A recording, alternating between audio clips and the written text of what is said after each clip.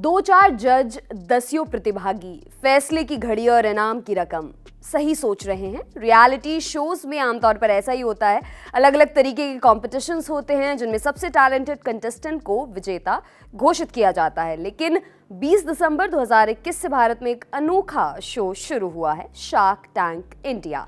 इसमें बतौर जज कुछ बेहद सफल व्यवसायी होते हैं जो आने वाले कंटेस्टेंट्स के बिजनेस आइडियाज पर इन्वेस्टमेंट की डील करते हैं। भारत के लिए ये नया है, लेकिन पहली बार 2001 में शुरू होने के बाद अब तक ये शो 40 से ज्यादा देशों में आ चुका है। शार्क टैंक इंडिया को बनाया है स्टूडियो नेक्स्ट ने। शो दुनिया भर में और अब भारत में भी कई बिजनेसेस को सफल बना रहा है। विदेशों में इस शो के 180 से ज्यादा सीजन्स आ चुके हैं और दुनिया भर में 30 से ज्यादा अवार्ड्स इसके नाम हुए हैं। और अब ये दुनिया के तीसरे सबसे बड़े स्टार्टअप इकोसिस्टम यानी हमारे देश भारत में शुरू हो चुका है।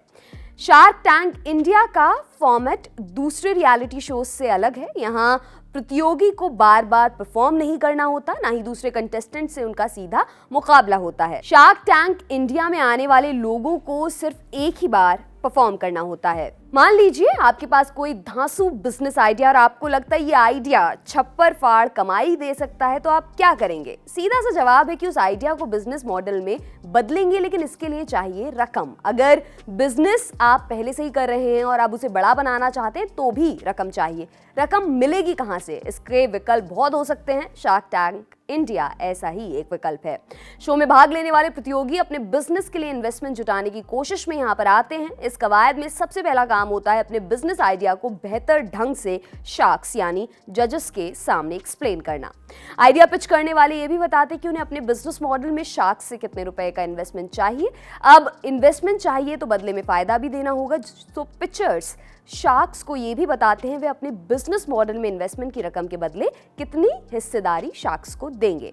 अगर ये दोनों काम हो जाते हैं तो फिर जजेस यानी शार्क्स पिचर्स से तमाम तरह के सवाल पूछते हैं, मसलन बिजनेस कितना पुराना है, पिछले साल रेवेन्यू कितना रहा, मार्केटिंग प्लान क्या है आदि। अब आपको बताते हैं कि 7 शार्क्स यानी कि इस शो के जजेस कौन हैं। शार्क टैंक इंडिया में एंटरप्रेन्योर के साथ डील करने के लिए 7 शार्क्स हैं। पहला नाम है अश्नीर ग्रोवर का, ये भारत पे के फाउंडर और मैनेजिंग डायरेक्टर हैं। दूसरी शार्क है विनीता सिंह जो कि सीईओ और को फाउंडर हैं शुगर कॉस्मेटिक्स की। तीसरा नाम है पीयूष बंसल का जो फाउंडर और सीईओ हैं लेंसकार्ट के। चौथा नाम है अमन गुप्ता, बोट के को फाउंडर और चीफ मैनेजिंग ऑफिसर अमन हैं। इसके बाद है गजल सिंह जो कि को फाउंडर हैं मामा अर्थ की। छठवीं शार्क है नमिता थापर जो एग्जीक्यूटिव डायरेक्टर हैं एमक्यू फार्मास्यूटिकल्स की। और शार्क टैंक इंडिया के शार्क्स में आखिरी नाम है अनुपम मित्तल का जो कि शादी.com और पीपल ग्रुप के फाउंडर और सीईओ हैं। शो देखने में मुश्किल क्या आती है? नई पीढ़ी के लिए कोई खास मुश्किल नहीं है। हाँ, पिचर्स और शार्क्स के बीच होने वाले डिस्कशन में कई ऐसे शब्द आते हैं, ऐसी टर्मिनोलॉजी है जो उनके लिए थोड़ा मुश्किल हो सकती है समझनी, जिन्हें बिजनेस, कॉमर्स और फाइनेंस जैसे विषयों में खास दिलचस्पी नहीं रही है। वैसे शार्क टैंक इंडिया ने अलग से अपने शो के शब्दकोश की एक वेबसाइट भी बना रखी है, लेकिन इसके अलावा भी कुछ शब्द हैं जो शो के दौरान बार बार इस्तेमाल किए जाते हैं। इन्हें आपको समझाए देते हैं। सबसे पहला है इक्विटी। इसका मोटा माटी मतलब होता है मालिकाना हक में हिस्सेदारी। जब पार्टिसिपेंट्स शार्क्स के सामने अपना आइडिया बताना शुरू करते हैं तो कहते हैं कि हम इतने इन्वेस्टमेंट के बदले इतने % इक्विटी देंगे। अब अगर किसी पार्टिसिपेंट ने कहा कि उसे 1 करोड़ का इन्वेस्टमेंट चाहिए जिसके बदले में वो 10% इक्विटी देगा, इसका मतलब हुआ कि अगर शार्क्स में से किसी एक या ज्यादा को बिजनेस आइडिया पसंद आए तो अकेले या एक से ज्यादा शार्क्स मिलकर पिचर के बिजनेस में बतौर इन्वेस्टर 1 करोड़ रुपए देंगे और बदले में बिजनेस की 10% हिस्सेदारी उनकी हो जाएगी।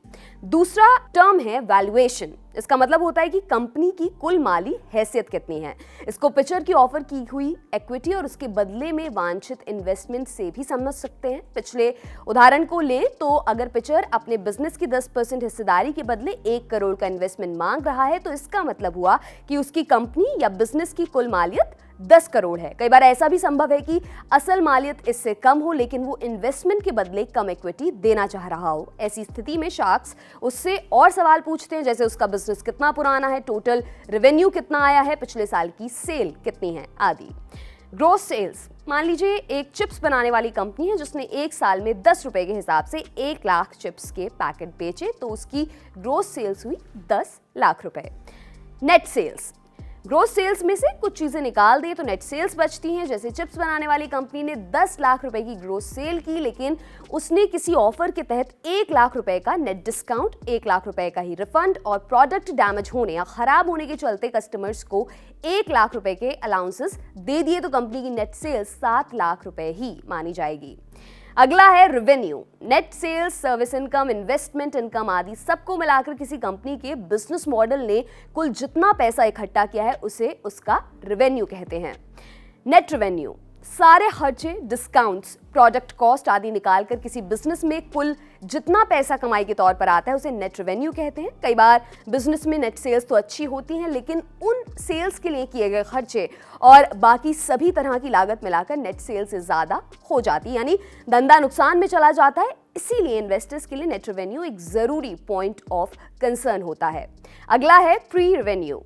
ये असल में कोई इनकम नहीं है, बल्कि बिजनेस शुरू होने से पहले ही किसी पिक्चर का आकलन है कि वो अपने बिजनेस से कितना पैसा कमा लेगा। मार्जिन क्या होता है? मार्जिन या प्रॉफिट मार्जिन किसी प्रोडक्ट की बिक्री और उसकी लागत के बीच का अंतर है। मान लीजिए कि 5 रुपए का चिप्स बेचने वाली किसी कंपनी को वो चिप्स पैक बनाने, उसकी डिलीवरी करने और बाकी सारे खर्चे जोड़ने के बाद 2.5 रुपए की लागत आती है, तो इस प्रोडक्ट का प्रॉफिट मार्जिन 50% होगा। ओवरहेड वो लागत जो सीधे तौर पर किसी प्रोडक्ट के प्रोडक्शन से नहीं जुड़ी होती, यानी कच्चे माल, लेबर कॉस्ट, पैकेजिंग, डिलीवरी आदि के अलावा जो लागत आती है उसे ओवरहेड कहते हैं, जैसे गोदाम या ऑफिस का किराया, लीगल फीस, इंश्योरेंस आदि। रॉयल्टी, ये आप जानते ही होंगे, किसी कंपनी का कोई पेटेंट, कॉपीराइट या ट्रेडमार्क वाला सामान कस्टमर्स को बेचने का काम कोई थर्ड पार्टी करे तो उसे हर प्रोडक्ट पीस की सेल प्राइस का कुछ हिस्सा असली मालिक को देना होता है। इसे ही रॉयल्टी कहा जाता है। स्केलेबिलिटी क्या होती है? इस शब्द के मतलब का अंदाजा तो आप इसके नाम से लगा ही सकते हैं। स्केलेबिलिटी का मतलब है बिजनेस में ग्रोथ की कितनी संभावना है, कोई बिजनेस कितनी सेल बढ़ा सकता है, प्रॉफिट उसका कैसा रहेगा, मार्केट की डिमांड को कहां तक पूरा कर सकता है। इन्हीं सब मानकों के आधार पर किसी बिजनेस की स्केलेबिलिटी तय होती है। Purchase order. परचेज ऑर्डर एक तरह का अग्रीमेंट है जिससे तय होता है कि प्रोडक्ट खरीदने वाला व्यक्ति या बिजनेस सप्लायर से किस रेट पर प्रोडक्ट के कितने पीस खरीदेगा। पेटेंट, आपने किसी एक नई चीज का आविष्कार किया, उस आविष्कार का पेटेंट अपने नाम करा लिया। पेटेंट मतलब अब उस आइटम पर आपके नाम का ठप्पा लग चुका है। पेटेंट का मालिक ही किसी और को उस इन्वेंटेड आइटम को बनाने, इस्तेमाल करने और बेचने की इजाजत दे सकता है और बिना उसकी इजाजत अब कोई भी उस पेटेंटेड आइटम की कॉपी नहीं कर सकता। अगला है ट्रेडमार्क। एप्पल और मैकडॉनल्ड्स क्या हैं? आप कहोगे कि ब्रांड नेम। आईफोन और मैकालू टिक्की क्या है? जाहिर है इन दोनों कंपनियों के प्रोडक्ट नेम।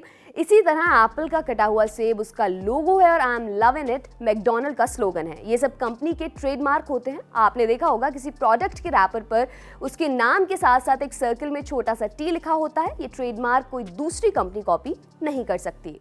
कॉपीराइट, ये भी बिल्कुल पेटेंट और ट्रेडमार्क की ही तरह है।